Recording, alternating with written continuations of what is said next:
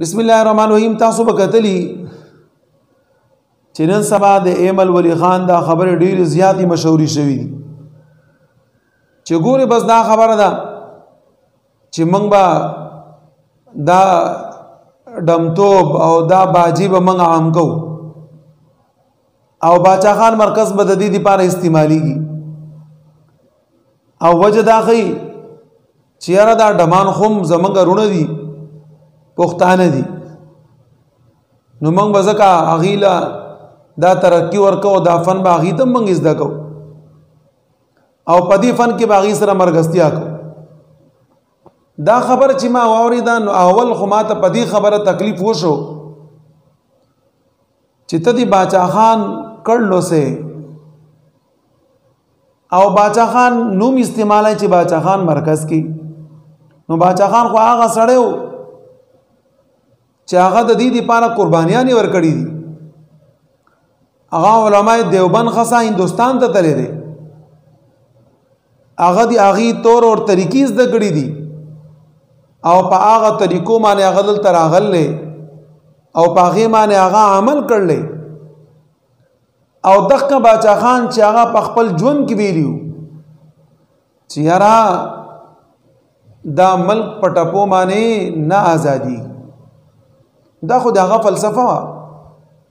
او هغه فلسفه تر اوړي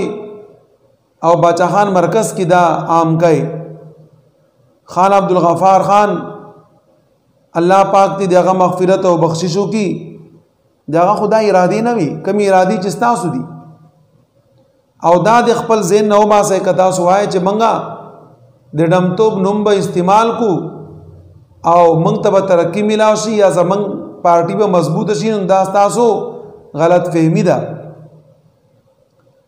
تاسو داود شاه په خبرو باندې هغه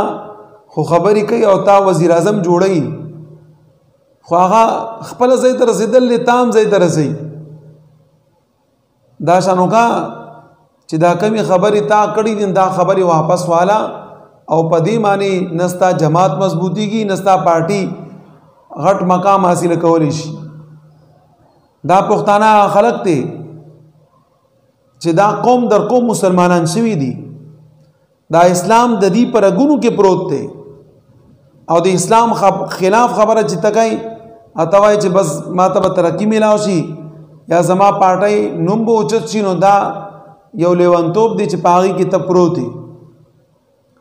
پښتانه قوم دی کته دا خپل کول غواړي نو اسلام خپل کا